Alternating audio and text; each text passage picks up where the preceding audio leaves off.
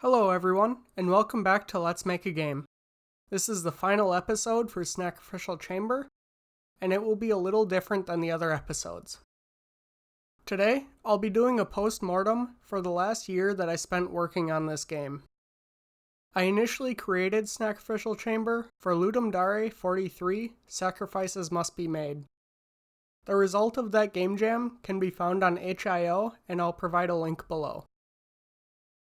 First, I'll cover what went well. I'm extremely happy with my decision relatively early on to refactor most of the game. It was becoming increasingly difficult to add new tracks and their unique mechanics, so I started using an animation controller to handle cargo movement. This is the first game where I played with using an animation controller as a state machine. I was able to apply specific behaviors to each state without applying an animation. I didn't need to write my own state machine, and got a nice visual representation just by using Unity's built-in animation controller. I use this technique for cargo movement, as well as transitioning between game states. It allowed me to easily trigger menus, allow or disallow player input, and manage the play and solve states as well as controlling cargo animations and determining its next action. I also learned to use Blender to create models, and UV so I could apply textures. While I really only use Blender to create voxel art, I'm pleased with the results. I was able to recreate a lot of my early models and simplify geometry, which results in smaller file sizes. Lastly, I heavily used the publisher subscriber design throughout the game. This helped to prevent an absolute mess of code by providing a layer of separation between classes that shouldn't be directly linked. This model lets me set up callbacks when a message is posted to a topic, so a function can be called without creating cross-class dependencies and reducing technical debt.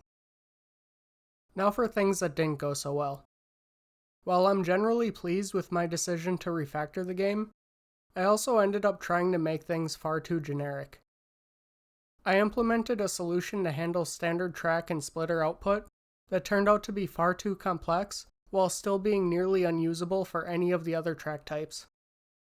I was far too into the project before I determined I should have created a single core class to manage all functionality that was used by every track type, such as rotation, locking, and setting properties, then using different implementations of an interface to do things such as getting the next output, triggering material changes, and publishing messages. I was also planning on building a level editor to be released with the game. While I did create a level editor which I used to create levels, there were so many issues I wasn't able to track down, and it just wasn't as user-friendly as I had liked, so I'm not planning to include it in the final build. Again, I tried to make things far too generic, and it caused some things to not always initialize properly. However, the level editor did still drastically reduce the time it took to create levels, compared to manually building the level in the scene view during the game jam build. It also helped me learn about custom views and editors within Unity. Next, I'll cover some things I will be continuing to refine. First, I'm planning to update some of the sounds and maybe add some music. Because I waited so long to start adding sounds, some of them were rushed just so I could move forward with other pieces, and I didn't have time to play around with creating music for the game, so I'm hoping I'll be able to come up with something I'm proud of. I'm also not entirely happy with some of the controls. For a start, panning the camera is rough and not very intuitive. I want to adjust the camera controls so it feels more smooth and moves in a more predictable manner. Because I put off testing on mobile for nearly the entire year, I still need to adapt all of the controls from mouse to touch. Finally, I still need to add a way to manage levels, so the player can only play levels that have been unlocked as they progress. This will likely be the next addition to the game, however I will no longer be documenting my process through video. I want to build a system that lets me manually set the levels for each world, then automatically unlocks the next world or level when the previous one is completed. Lastly, I'll cover some things I learned about making games and documenting the process through video. First and foremost, I found out I'm not particularly fond of the video documentation process. It takes a lot of time and effort, as well as taking time away from development. I regularly noticed that I'd finish my changes for the next video, then dread the editing process and procrastinate until the absolute last minute. This means I will not be continuing to document my projects through scheduled videos. If I decide to document my projects in the future, it'll likely be through shorter, unscheduled videos that focus on a single feature that I want to showcase. I'm also considering a blog format devlog.